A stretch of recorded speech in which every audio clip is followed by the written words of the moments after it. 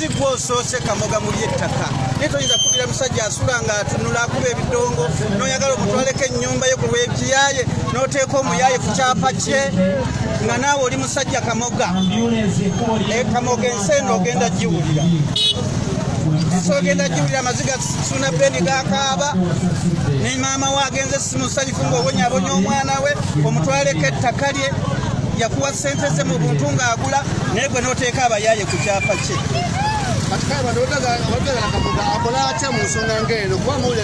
Kamoga alongoosa ajja omuyaaye ku kyapa kya Ssuuna Ben ave mu by'ekiyaaye. Emyaka Kamoga gy'akoledde ssente yali badde tayingira bintu bya kiyaaye kubba Ssuuna Ben. Tujja kwekunga nga bannayuganda Kamoga tukulumbe tojja kyagala.